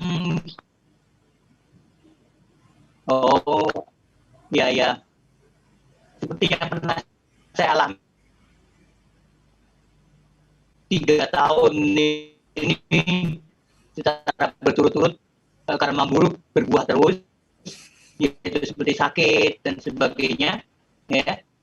Tapi kalau saya melihat kondisi-kondisi yang baik juga berbuah, ya. Mungkin yang sebelumnya juga yang sekarang ini juga karena baiknya juga berbuah, ya. Nah, kemudian keseimbangan itu, Bante, ya, keseimbangan antara buah karma baik dengan karma buruk itu kok kadang-kadang tidak sebanding gitu ya.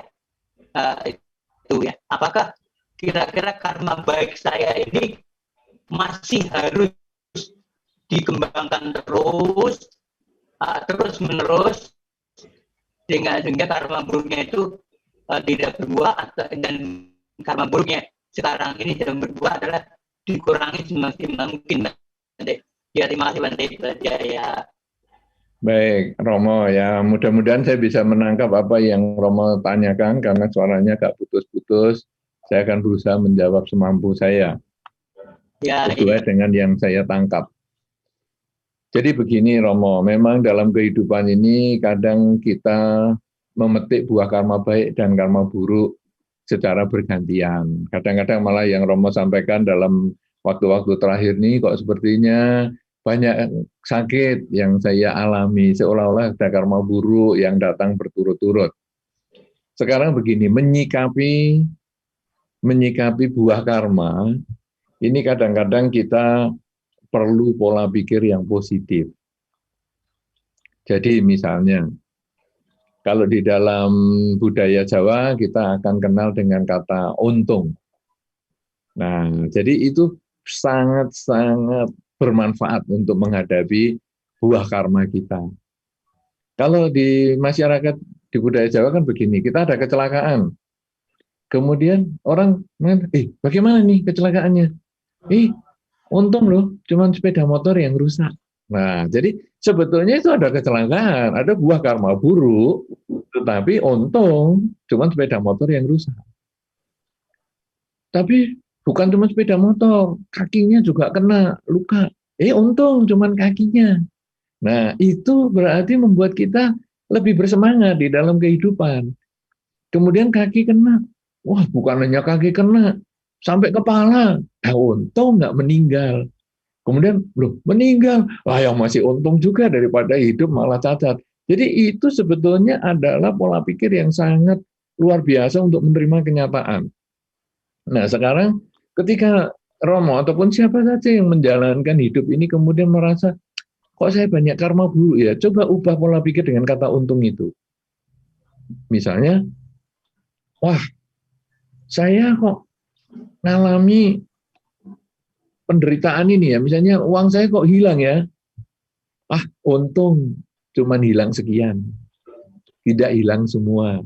Itu membuat kita terkondisi hidup kita ini tetap bisa menerima kenyataan dengan baik, tidak mempertanyakan seperti tadi misalnya, apa saya masih kurang berbuat baik loh. Kalau berbuat baik harus terus ditambah, tidak ada kata berhenti berbuat baik. Selama hidup kita lakukan kebajikan semaksimal mungkin. Bahkan sampai kita tidak bisa melakukan apa-apa saja karena kita sudah berbaring misalnya, tetap kita harus mengisi pikiran kita ini dengan kalimat positif.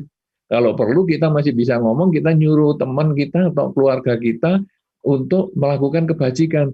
Tolong ya, kamu kirim dana makan ke wihara atas nama saya. Bisa, kita dengan ngomong. Jadi kita jangan pernah berhenti berbuat baik. Kemudian, saya sudah berbuat baik. Kok hidup saya masih menderita?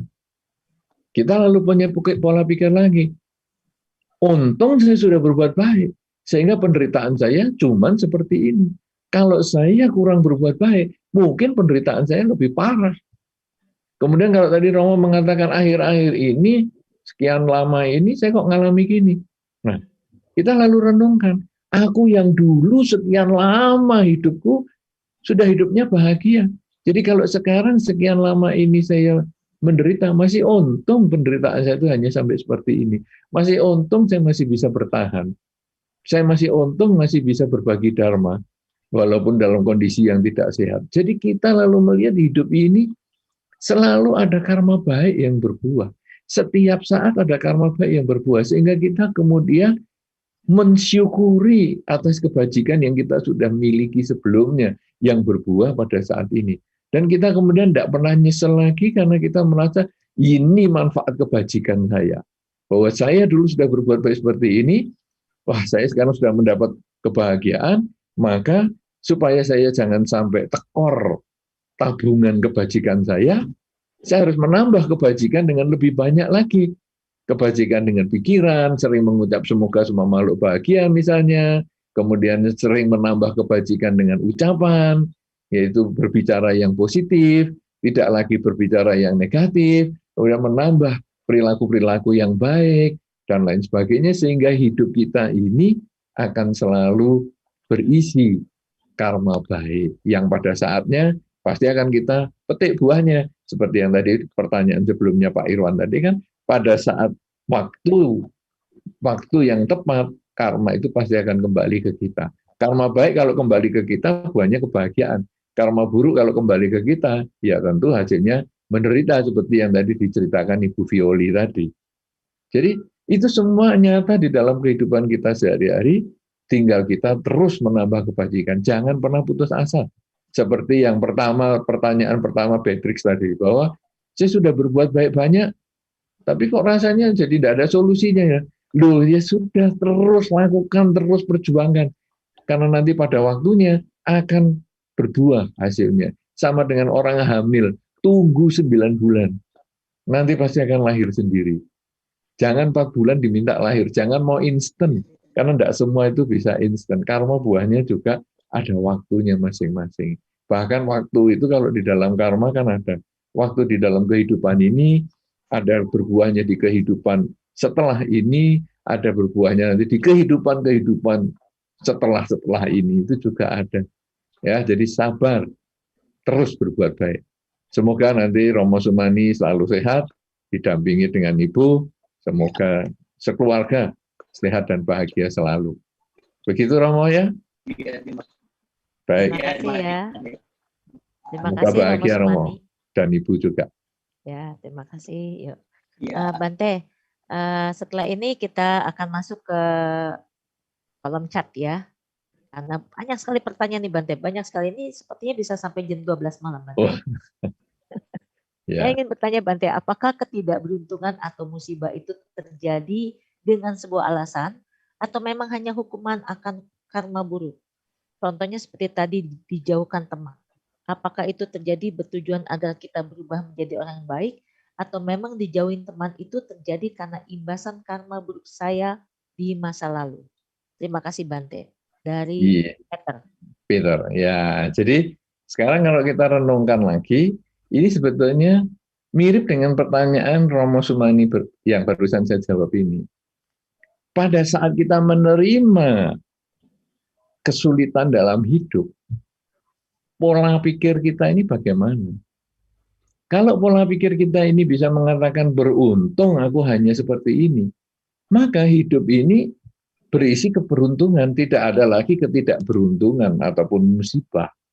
Karena misalnya, wah aku kok dijauhi teman, ya untung aku masih punya teman-teman yang lain. Memang aku dijauhi oleh mereka, tapi untung aku masih ada 1 atau 2 orang teman yang mempercayai saya. Saya akan buktikan bahwa saya tidak seburuk yang mereka pikirkan. Saya dengan modal 3 atau 4 teman ini, saya akan buktikan saya menjadi baik. Dengan pola pikir ini, kita tidak lagi menyesali, dan kemudian, aduh ini karma buruk, ya sudahlah saya pasrah. Kalau kita kemudian pasrah pada karma buruk, ataupun kita pasrah pada karma, maka ini kita melupakan konsep karma di dalam dharma, yaitu niat. Karma adalah niat. Sehingga ketika kita mengalami ketidakberuntungan, kita sekarang timbulkan pola pikir yang positif untuk mengubah ketidakberuntungan itu justru menjadi sesuatu yang kita bisa menerima itu sebagaimana adanya, dengan untung aku cuman rugi sekian, Untung aku cuma dijauhi sekian orang teman. Untung aku cuma mengalami penderitaan sekian. Dengan cara seperti itu, kita akan terus semangat untuk berbuat baik dan tidak ada alasan lagi kita untuk mengatakan, aduh sudahlah, ini memang karma burukku. Lalu kita pasrah. Ya, kita sebagai seorang umat Buddha tidak diarahkan untuk menjadi orang yang pasrah, tapi untuk orang yang mau terus mengembangkan kebajikan agar mengubah jalan hidup kita sendiri. Ya, nah ini jadi sudah saya jawab, Peter, pertanyaannya. Semoga pertanyaan yang kedua ini memang tidak lagi muncul, yaitu dijauhi teman ini apa imbas karma buruk saya. Kita sudah tidak mikir itu karena saya lalu merasa beruntung saya dijauhi mereka, tapi saya masih punya 3 orang ini yang saya buktikan kepada mereka untuk saya tidak seburuk yang mereka pikirkan. Begitu. Berikutnya. Oke. Berikutnya adalah pada 2019 saya bertemu orang yang bisa menghitung Jiwei Tosu. Jam terbang beliau sudah 20 tahun lebih. Saya tercengang karena keakuratannya yang luar biasa. Kita seakan-akan memiliki alur kehidupan. Karena problem apapun berawal dari keinginan yang tidak tercapai. Bagaimanakah kalau kita memanfaatkan Jiwei Tosu ini untuk membatasi keinginan supaya tidak muluk-muluk, biar hidup sesuai kapasitas dan bahagia. Dari Fendi. Ya. Silakan Bante. Jadi begini, perhitungan-perhitungan astrologi itu memang bukan muncul mendadak. Perhitungan astrologi ini sebetulnya juga berdasar metode empiris. Jadi berdasar pengalaman dari para leluhur kemudian dicatat dan dianalisa. Jadi bukan sesuatu yang mengada-ada. Problemnya adalah bahwa semua perhitungan ini akan memperhitungkan yang Anda akan alami. Berdasarkan apa yang Anda miliki, maka Anda akan mengalami seperti ini.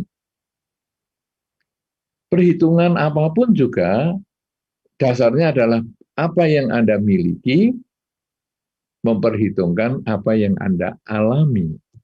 Ya, sehingga maka dikatakan, wah tercengang nih karena akurat banget ini, luar biasa sekali. Seolah-olah wah dia sudah ngerti semua. Ya itu karena Anda yang Anda miliki itu. Kemudian problem apapun yang berawal ini, karena itu yang akan Anda alami. Tetapi perhitungan apapun juga belum bisa menghitung apa yang akan Anda lakukan. Karena apa yang Anda lakukan ini benar-benar tergantung keputusan pribadi Anda. Sehingga kalau Anda yang Anda miliki, misalnya yang Anda miliki tanda-tandanya seperti ini, maka Anda akan mengalami kesuksesan misalnya. Tapi kemudian Anda malas, Anda asal-asalan hidupnya, maka kesuksesan itu pun tidak akan sesuai seperti yang diperhitungkan sebelumnya. Sebaliknya dari tanda-tanda yang Anda miliki, mestinya Anda akan mendapatkan penderitaan. Tapi kemudian Anda melakukan banyak hal kebajikan, sehingga nanti penderitaan itu menjadi tidak sesuai dengan yang diperhitungkan sebelumnya. Jadi perhitungan apapun juga tidak bisa memperhitungkan apa yang Anda ingin lakukan. Kalau Anda melakukan banyak kebajikan lewat pikiran, ucapan, dan perilaku Anda, maka perhitungan Anda yang baik menjadi tambah baik, perhitungan Anda yang kurang baik menjadi lebih baik. Tapi ketika tidak mengembangkan kebajikan dengan pikiran, ucapan, dan perilaku, maka perhitungan yang baik akan menjadi menurun kebaikannya, perhitungan yang hasilnya kurang baik akan bertambah tidak baik. Nah, kemudian kalau sekarang dikatakan, apakah kita bisa memanfaatkan ini untuk membatasi keinginan supaya tidak muluk-muluk? Ya boleh saja, tetapi yang paling penting sebetulnya Anda tetap mengembangkan kebajikan. Kalau sekarang supaya tidak muluk-muluk keinginan, ya muluk ini kan tiap orang kan berbeda-beda kualitasnya. Ini semua orang tergantung pribadinya. Bagi seseorang dikatakan muluk, bagi orang lain tidak muluk, itu biasa-biasa saja.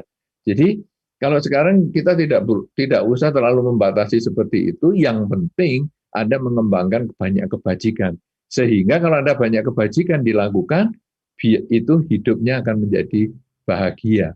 Ya, kebajikan dengan pikiran, ucapan, dan perilaku Anda. Saya kira begitu pertanyaan untuk Saudara Fendi, jawabannya. Iya. Semoga bermanfaat. Terima kasih. Terima kasih. Mari Ibu Weni, Ramani Weni. Oke. Ada lagi pertanyaan dari Darvin Ayanto. Apabila kita berpisah dengan orang yang dicinta, baik karena kematian atau perceraian, ini karma buruk berbuah untuk yang ditinggalkan. Yang ingin ditanya, bagaimana menghadapi secara bijak agar kuat? Walaupun secara teori kita tahu hidup itu anicca.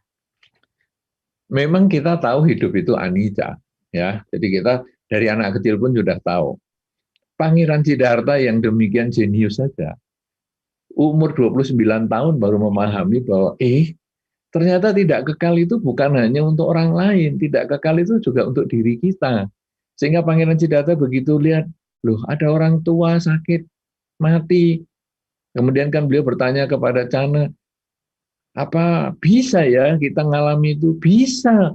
Dan itu beliau menjadi, wah, kalau begitu ini saya harus meninggalkan istana ini. Karena kekayaan, kemudian kekayaan materi, pangkat, posisi, dan lain sebagainya, ini ternyata nggak bisa untuk mengatasi tua, sakit, dan mati. Nah, kemudian beliau berjuang. Jadi, kita tahu hidup itu tidak kekal. Tapi kita sulit menjalaninya. Kita tahu hidup tidak kekal itu untuk orang lain. Kalau orang lain kehilangan uang misalnya, hidup nggak kekal. Tapi kalau kita kehilangan uang, woi, uangku, aduh aku cuma punya itu, hilang lagi. Jadi kita selalu menolak. Nah, kemudian apalagi berpisah dengan yang dicinta. Ini memang sulit sekali. Kalau berpisah dengan yang dibenci enak. Misalnya yang dibenci itu, misalnya ini kan karena pasangan hidup nih, perceraian atau kematian. Kita memang nggak senang sama pasangan hidup. Begitu dia meninggal, karma baik berbuah. Kalau kita tadi dicinta, nah ini yang repot. Begitu meninggal, aduh, seolah-olah kita menjadi karma buruk karena merasa yang ditinggalkan. Padahal belum tentu. Kadang ketika kita ditinggalkan, kita punya kesempatan untuk melakukan kebajikan yang lebih besar atas nama mendiang. Jadi kita tidak selalu menyebut itu sebagai buah karma buruk. Kadang kita, ini karma baik saya untuk melakukan kebajikan atas nama mendiang. Dulu saya hanya sebagai salah satu dari ayah atau ibu. Sekarang saya sebagai ayah dan ibu untuk membesarkan anak-anak. Nah, jadi kalau sekarang mau bijak atau kuat gimana? Kita lalu merenungkan, mendiang ini dulu punya rencana apa ya dengan keluarga?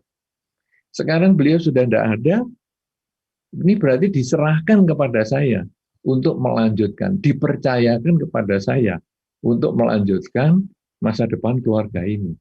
Nah, jadi saya harus bisa mewujudkan apa yang mendiang dulu inginkan. Misalnya, mendiang ingin anak-anak ini bisa begini. Ini berarti saya punya kesempatan berbuat baik untuk membantu melanjutkan mendiang, keinginan-keinginan mendiang untuk membesarkan anak-anak sesuai dengan harapannya dia. Jadi kita kemudian timbul semangat, bukan lagi, aduh karma buruk aku ditinggal mendiang ini, aduh sudahlah aku nggak kuat aku kalau suruh merawat anak-anak. Bukan. Aku sekarang diserahin, dipercaya oleh mendiang untuk menjaga anak-anak sesuai dengan keinginannya dia. Oke, aku kerjakan. Ini pikulan yang harus aku tanggung. Ini karma baik bagi aku untuk melanjutkan. Karena aku masih punya umur, mendiang sudah selesai, maka aku sekarang punya karma baik untuk melanjutkan cita-citanya mendiang. Nah, jadi kita bersemangat, kita ada kekuatan ya untuk melanjutkan harapan-harapan mendiang. Kemudian kadang kita lalu ingat, aduh kalau ada mendiang gini enak ya, tapi ya sudahlah. Kemudian kita mendoakan. Kalau kita ingat, kemudian kita mendoakan kepada mendiang, semoga dengan kebajikan yang telah mendiang lakukan semasa hidupnya, semoga dia berbahagia di alam kelahiran yang sekarang. Nah, jadi kita mendoakan. Karena bagi orang yang sudah meninggal, kita hanya bisa melakukan pelimpahan jasa. Sering tiap kali ingat dengan dia, ucapkan doa, semoga dia bahagia, semoga semua makhluk bahagia, dan seterusnya. Sehingga kalau dia terlahir di lingkungan yang bisa memahami tentang pelimpahan jasa, bisa menerima pelimpahan jasa, maka kita pun akan memberikan kebahagiaan kepada dia, walaupun dia sudah di alam yang berbeda. Ya, jadi marilah kita sikapi peristiwa perpisahan ini dengan pikiran yang positif, seperti jawaban saya kepada Romo Sumani tadi, bahwa kita kadang masih kadang kata untung itu tadi.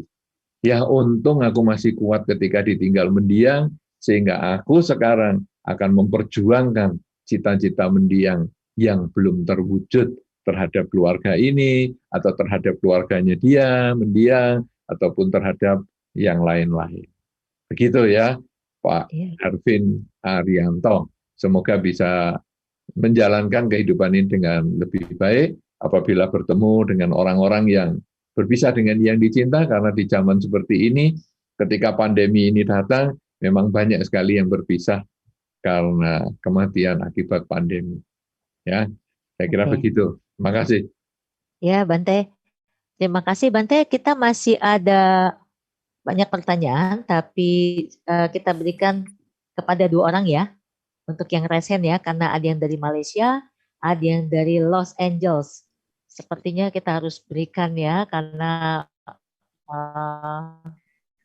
beliau sudah join. Oke, Ica boleh membuka suaranya? Namo Buddhaya Bante. Selamat sore. Ica dari Malaysia. Jadi Bante itu adalah guru pertama saya ya. Saya non Buddhis. Saya masih belajar tentang ajaran Buddha. Jadi pertanyaan saya ada 2. Satu, di dalam ajaran Buddha, apakah ada manusia atau makhluk pertama yang terlahir di dunia ini? Kemudian tentang hukum karma di masa lalu, bagaimanakah dengan makhluk atau manusia yang terlahir pertama? Dari mana karma tersebut datang? Kemudian pertanyaan kedua, apakah tumbuhan memiliki perasaan? Terima kasih. Baik. Ini Ibu Ica ini orang Indonesia atau orang Malaysia? Saya dari Indonesia, tapi sudah 9 tahun di Malaysia. Oke, baik ya, senang bisa bertemu dengan Anda ya, karena dalam suasana dalam jaringan seperti ini justru kita bisa bertemu. Kalau mungkin tidak ada pandemi, mungkin kita belum tentu bisa ketemu ya. Baik. Nah, sekarang tentang pertanyaan manusia pertama dan lain sebagainya, sebetulnya kalau penjelasannya banyak itu nanti Anda lihat di web, ada web sama Kipala tentang konsep ketuhanan. Konsep ketuhanan itu nanti akan jelas konsep ketuhanan di dalam agama Buddha. Nanti Anda search saja, karena kita kalau bahas ini agak panjang, itu satu topik sendiri ya. Bahwa alam semesta kita ini bukan hanya satu. Kalau prinsipnya di Buddhis itu begitu. Jadi tata surya kita ini bukan satu, tapi lebih dari 1 miliar tata surya. Sehingga kalau dari sini ada yang kiamat, ya akan terbentuk lagi. Kiamat terbentuk lagi, kiamat terbentuk lagi. Nah, pada saat terbentuk lagi, ada makhluk-makhluk dari tata surya yang lain itu, yang kemudian muncul di bumi ini. Yang kemudian berproses, berevolusi untuk waktu yang panjang, dan akhirnya muncul bentuk fisik dan lain sebagainya, sampai berbentuk manusia seperti sekarang ini. Sehingga kita memang di dalam Dharma tidak menggunakan konsep penciptaan, tetapi adalah proses semuanya. Sehingga manusia pertamanya gimana? Kita tidak ada manusia pertama, karena dia akan menjadi banyak pada saat itu berproses. Begitu Ibu Ica, mungkin dua pertanyaannya sudah terjawab ya? Ya Bante, yang satu lagi kan tentang kejadian alam semesta, bahwa kita ini muncul tenggelam, yaitu kiamat dan terbentuk lagi, bukan kiamat untuk selamanya, tapi terbentuk lagi, karena tata suryanya banyak, maka lalu dari alam lain, makhluk itu akan muncul di bumi kita, dan karena berproses, tidak ada manusia pertama, tapi langsung menjadi banyak, di berbagai tempat. Jadi karmanya itu terbentuk dari perbuatan di masa lalu ya, Bante? Di masa lalu, yaitu bisa dari tata surya yang lain itu. Dan di dalam Dharma, Sang Buddha menyampaikan bahwa di kapan atau tata surya ini terbentuknya kapan, atau karma ini munculnya kapan, tak terpikirkan. Karena sudah banyak lama sekali yang kita hanya bisa menyelesaikan yang sekarang saja. Ibaratnya kalau sekarang, gitu kalau di dalam Dharma dijelaskan dengan luar biasa, mengatakan begini, ibarat kita kena panah, lalu kita enaknya gimana nih? Apa kita mau menyelidiki panah ini berasal dari mana? Lalu siapa yang mana? Bahannya apa? Racunnya apa? Atau lebih baik panah ini kita cabut dan kita obati sekarang. Nah, kan kalau sekarang kita ini kena panah, yaitu apa? Lahir di dunia ini dengan pola pikir yang berisi ketamaan, kebencian, kegelapan batin, ya inilah yang kita harus selesaikan. Kenapa kok dulu saya punya ketamaan, kebencian, kegelapan batin sudah tidak usah diurus? Bahkan sebetulnya kita tidak perlu ngurus. Dulu kok saya lahir sebagai manusia ini gimana ya? Saya kok bisa sampai tinggal di negara ini gimana ya? Nggak usah dipikir, yang penting sekarang saya sudah jadi manusia, saya tinggal di negara ini, ya saya sekarang melakukan yang terbaik dengan pikiran, ucapan, dan perilaku kita. Itu mungkin akan lebih sederhana dan tidak membebani dengan satu pertanyaan filosofis yang kadang membuat kita berpikir dan itu belum tentu kebenarannya seperti itu. Sang Buddha sendiri menjelaskan tentang asal mula dunia ini kepada orang yang sudah bermeditasi dan sudah memahami muncul dan tenggelamnya bumi sampai dia melihat sendiri. Oh benar nih yang disampaikan Sang Buddha. Jadi bukan teori kosong yang tidak ada buktinya, itu bukan. Ya, makanya pertanyaan Ibu Ica ini bagus, cuman mungkin akan lebih penting kalau kita saat ini apa sih yang mau kita kerjakan, mengembangkan kebajikan dengan pikiran, ucapan, dan perilaku kita. Begitu, Ibu Ica. Satu lagi pertanyaan nih, Bante, yang tumbuhan itu apakah ada perasaan sama seperti manusia dengan hewan? Nah, kalau tumbuhan ada perasaan bisa, karena itu sudah dibuktikan secara ilmiah.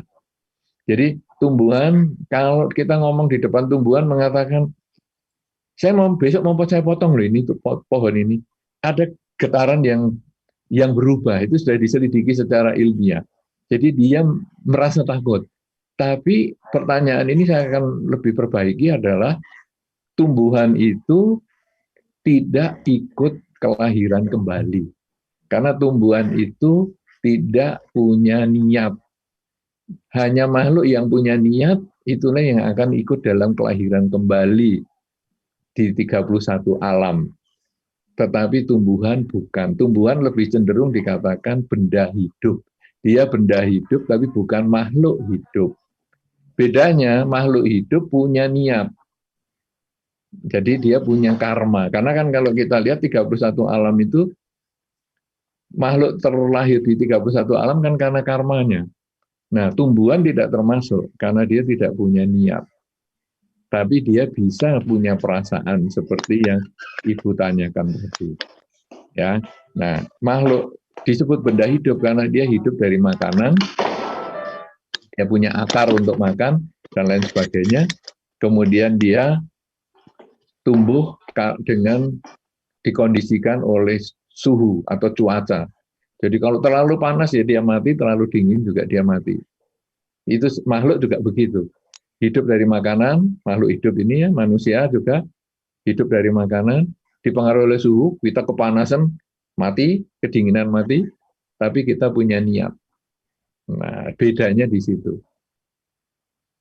Ya, benda hidup dan makhluk hidup. Tapi punya perasaan. Pembunuhan itu hanya untuk manusia dan hewan saja ya, Bante? Kalau tumbuhan tidak masalah. Ya. Tapi tumbuhan punya perasaan. Makanya tumbuhan yang disetelkan musik klasik, dia buahnya lebih bagus daripada yang tumbuhan disetelkan musik yang bukan klasik. Begitu Ibu Isa? Ya, sudah terjawab semua. Sangat bisa difahami. Terima kasih banyak. Baik, sama-sama. Terima kasih. Terima kasih. Satu Silakan, lagi, Bante. Kita akan memanggil Ibu Harita, Los Angeles. Bu Harita, boleh membuka video? Terima kasih.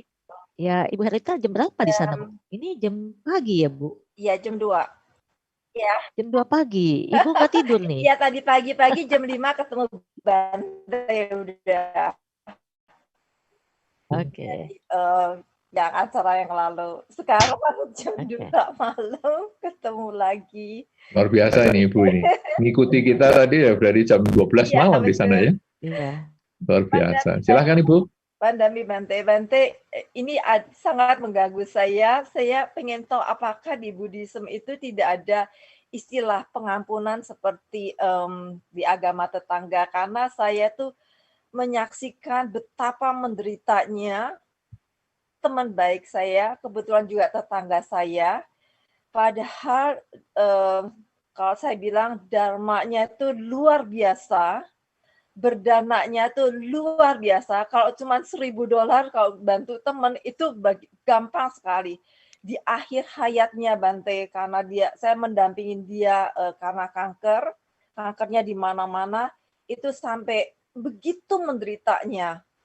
Kok itu semua kebajikan dia tidak membantu sama sekali di akhir hayatnya. Begitu Bante. Terima kasih.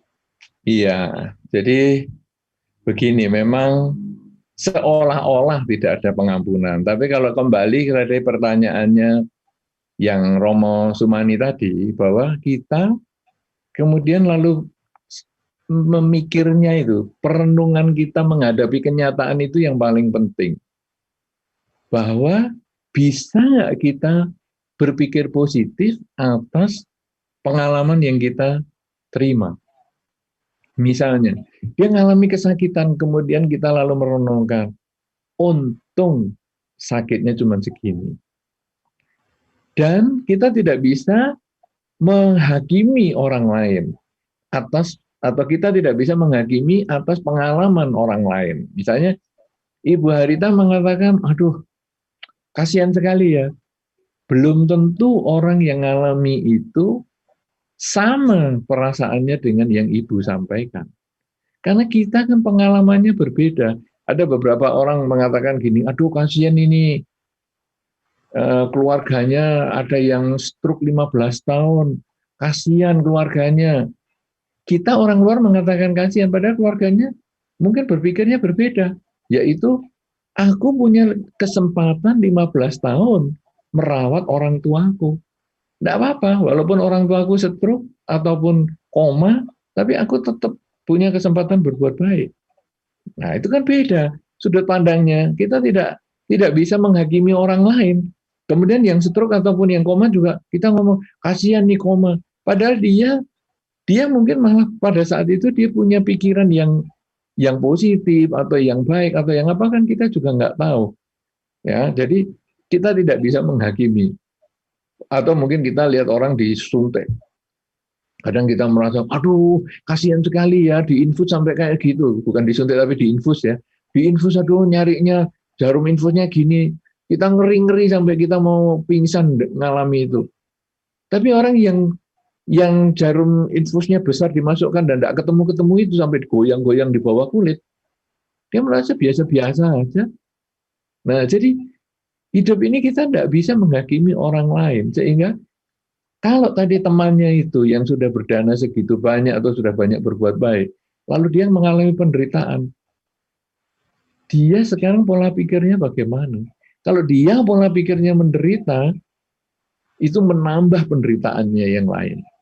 Tapi kalau dia pola pikirnya itu bahagia, maka penderitaan fisik itu menjadi berkurang. Di dalam Dhamma disampaikan, orang boleh sakit secara fisik, tapi jangan sakit secara mental.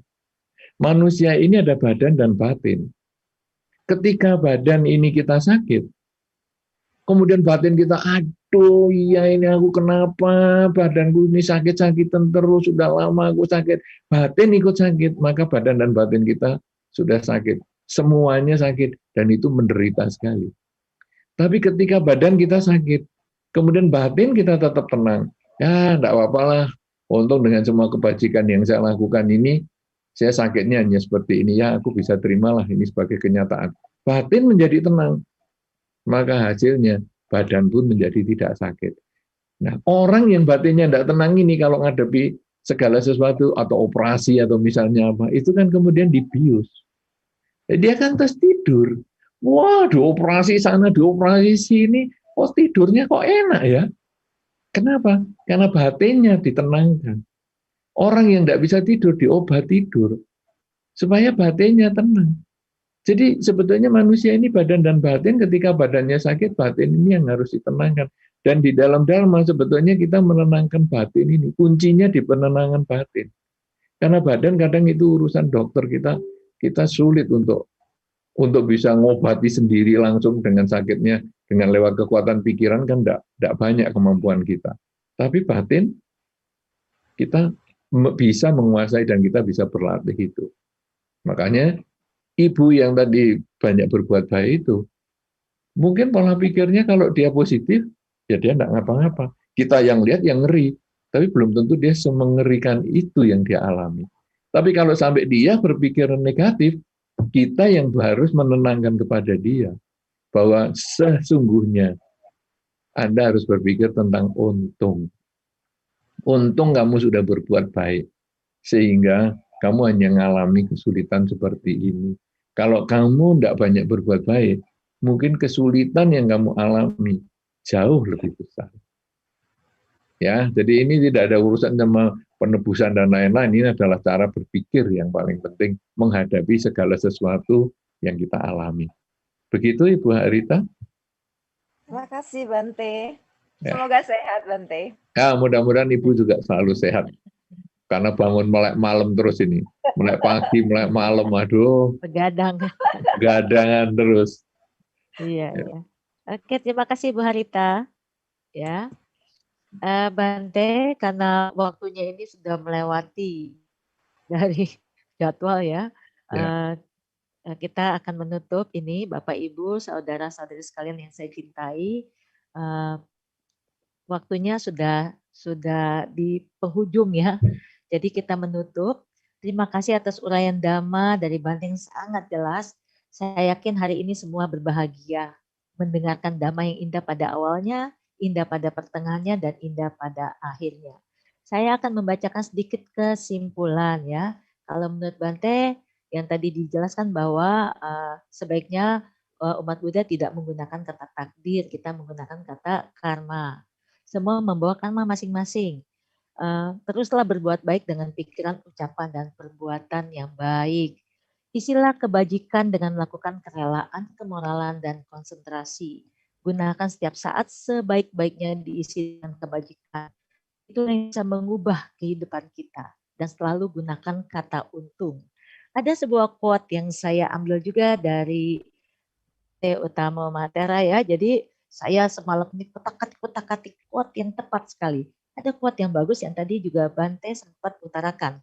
Karma bukanlah nasib, karena masih bisa diperbaiki dan diubah dengan melihat fungsi karma. Karena karma adalah niat berbuat. Perbuatan itulah yang paling penting. Terima kasih Bante.